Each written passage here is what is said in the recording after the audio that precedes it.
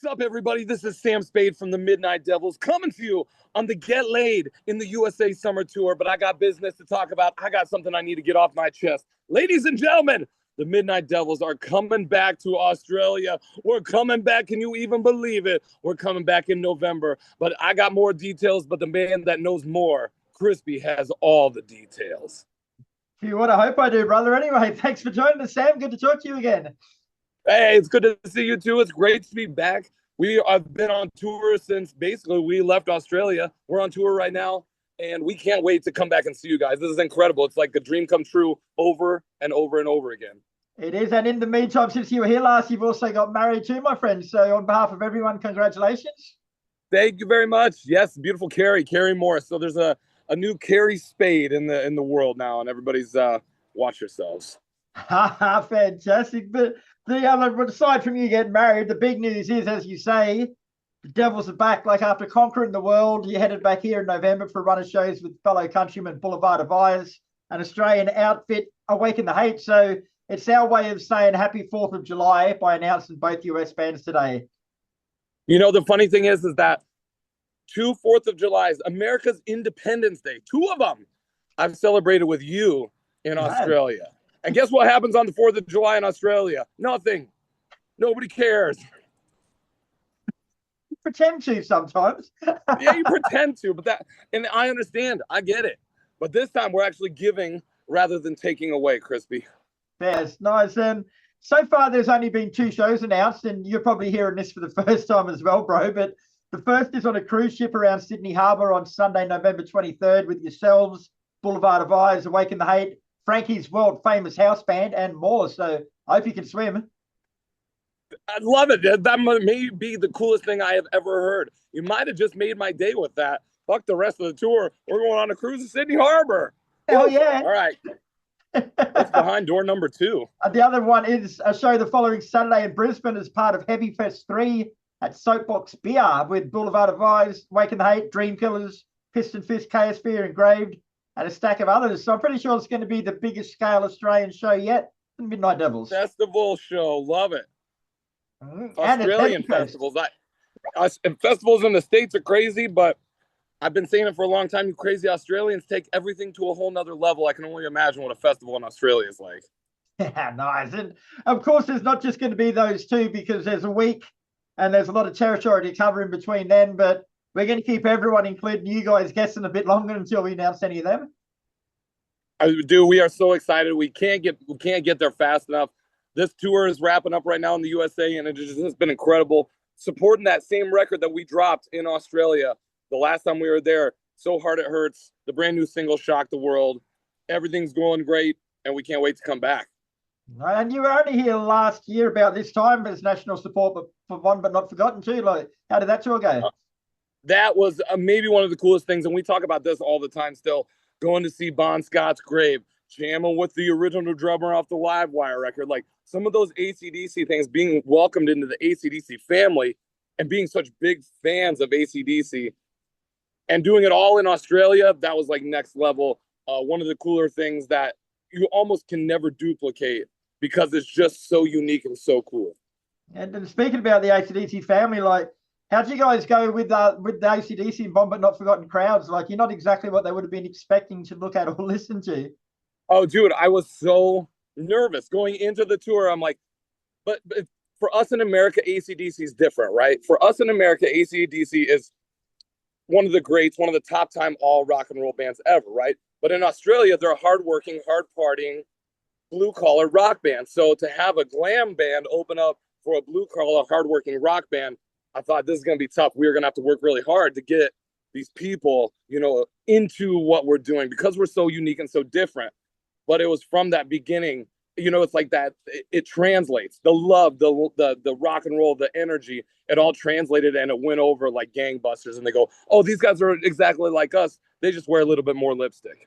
I remember a couple of nights there, like you should walk in and the crowd, like all the bald people and the big guys with tattoos on their face would be looking at you, and I'd be thinking, here we fucking go. And within 5 minutes, that's going to be a good one. Talking to them, fucking be your best mates with them. It didn't take long.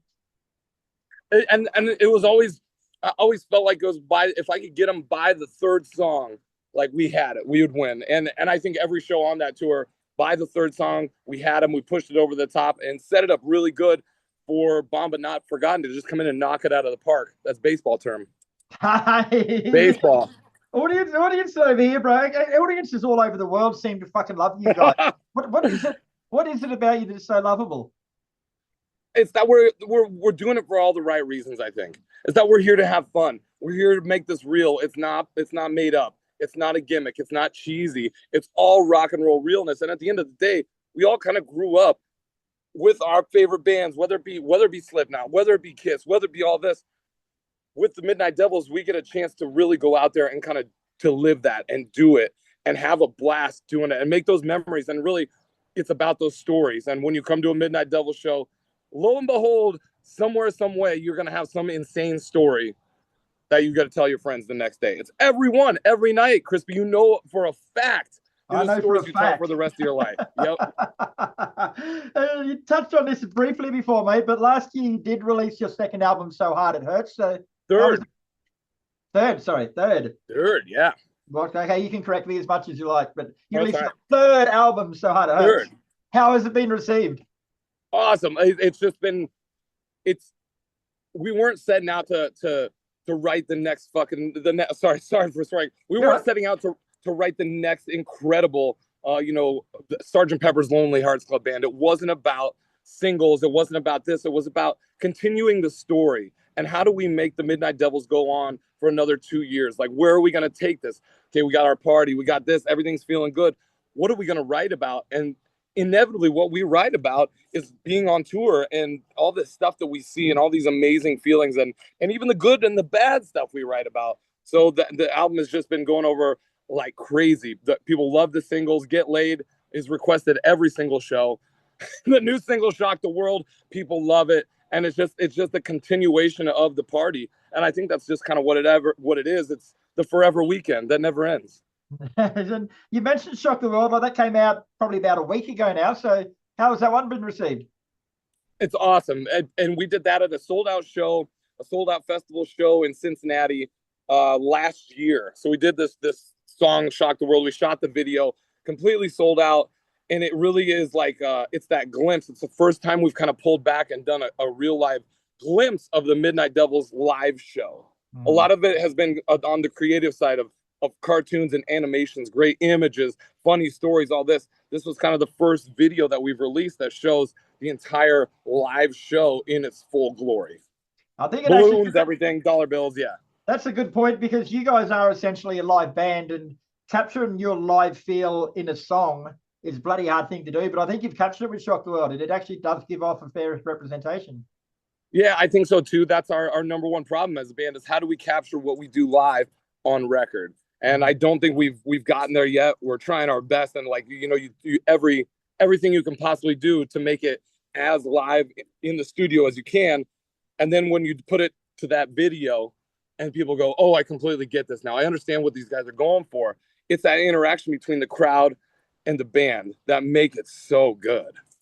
I was a little bit disappointed when I saw the cover for Shock the World because I expected to see a photo of Jimmy at Time Zone holding that electronic thing. Oh, that would have been good. That would have been classic. You're like, I have $10 in credits. Do you want to use them? Yes, I do. Pay you to electrocute yourself. Shock the World's now also coming out in typical Midnight Devils fashion on some limited edition vinyl, splattered colors and stuff. Oh, yeah. Tell us about them. This is because we're all such music nerds as it is. It's okay. We can readily admit that we love rock and roll more than anything else and love collecting rock and roll more than anything else. So in true Midnight Devils fashion, we had to make something really cool and unique and a piece of collector's art that everybody goes, that's awesome. That's great. And so this is a double A-side 7-inch vinyl single, and it has brand new artwork, cover and back, and it comes on a pink and green, limited 300 edition copies worldwide vinyl. So it's like a double A-side single on pink and green splatter vinyl. Nice. And where can people get that from? You can pre-save it. It's going to be dropping mid-August, but you can go to themidnightdevils.com, pre-save that record because it's going to sell out. I'm telling you, we just sold out of the first vinyl we did, which was the Highway 69 Working for the Weekend etched vinyl, that's officially sold out, and that will never be recreated ever again. So it's like, it's one of those things where 10 years from now, people are going to be asking, where do I get this? And if you don't buy it now, it's just going to be gone. It's just one of those things that's only going to last for a few years, I'm telling you. Nice. Now, there's what, 3 months till you come here, 3 or 4 months, mate. So what's next for the Midnight Devils? Like, if I know you guys, you're not sitting at home putting your feet up for the next 3 months.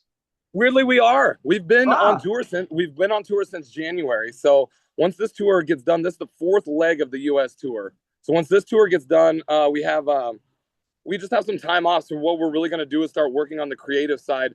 And we've been kind of behind the gun because we've been touring so hard that I feel like the creative side has been slightly neglected. So we're going to start working on new songs, new images, new artwork, new merch, and kind of get everything set up, because I have a feeling the Australia tour is going to lead into a very interesting 2026 with another U.S. tour and the Midnight Devils returning to Europe. I'll say it. If you want me to say it, Crispy, it's a Heavy magazine exclusive, but the Midnight Devils are going to be returning to Europe in April, May of 2025. Hi, hello, yeah. Hello. Friendly man American. On the street here. Friendly locals. Now, before I let you go, bro, I don't think I've done this with you yet, but I've got a new segment I've introduced called Photo Bombs. So basically, I've trolled your social media, and I've come up with a few photos that I want to know a little bit more about. So all right, perfect. First one is, who the hell gave you guys keys to a motorcycle? That's in Key West. We rented them. Key West, that's in Key West, Florida, which is the southernmost part of the USA. And it's like this little island, right? It's a key. And so it's a really small island, but it's big enough that when the tourists go there, you just go and you rent these little motorbikes and you drive around. Instead of driving a car or walking, you ride around on these little scooters all over the place. So we were at a festival and we rented these, and they probably go 30 miles an hour. Is the coolest thing we've ever done. Just bombing around, just going crazy on these things. Nice ass crack there from Jimmy too. It's hanging out. But yeah, Jimmy doesn't drive, so I had to get one with 2. So I got to get the 2-seater. Yeah. Nice. Now, looking back through your photos, there's quite a few of Sniper in this pose. There's also some of him a little bit closer, but these guys on the road, they're a laugh, aren't they? They're like a married couple. Oh man, yeah. Well, let me tell you, it's like 3 brothers with our own language that it's so weird. I just say, hey guys, we need to take a picture of us on the road, and that's what you get. And I don't even think they're fighting in this picture. There's probably about 10 photos of him going for the throat. There's a couple of him on the throat, but there's also photos of other people going for Jimmy's throat. Like, what is it about Jimmy? Okay, the key thing is that if Sniper is going for Jimmy's throat, that means Sniper is probably in a pretty good mood. If he's not trying to destroy Jimmy, then you got to worry, right? Then he might be a little off. But Jimmy's got these tattoos of hands right here on his throat. I think it's subliminally everybody just kind of gravitates to they want to choke him. Nice. Now, I normally only do 3 of these, but I came across one more photo that I've got to show. Like, you guys looking snazzy as fuck in Japan. Oh yeah, the last show of the Japanese debut tour with Crispy. I know. Who's that good-looking rooster in the foreground? That's right. Wearing our party kimonos. We got those as a gift, didn't we? Yeah, we got gifted our party kimonos. It was the very last night of the tour, and they came backstage and they said, "Thank you guys so much for coming to Japan. As a token of our gratitude, here are these beautiful party kimonos." And it really kind of capped off what was an incredible run of shows, and just the start of our love affair, I believe, with Japan and with Asia. I think it's only the beginning. We got big plans. That's kind of part of, look at this guy. Guy's driving lawnmowers across the road here. Only in America. Well, we got big plans, Crispy, and part of the break is that we're going to get ready to release a live record. So this live record that we're going to do is going to be live from Japan, and you were there for it all. You know, yeah. It was fun, and I listened to it after a year of being just sitting there. I listened to this thing and I go, this is awesome, and this is going to sound really cool. So the cover of the album is going to be very similar to the picture that you just put up. Oh, very cool. Very cool. The Midnight Devils live in Japan. Do you remember that? Do you remember the combi van in the background there? Do you remember the story behind that? The what? The combi van that's sticking, like half of the combi van is sticking out of the actual pub.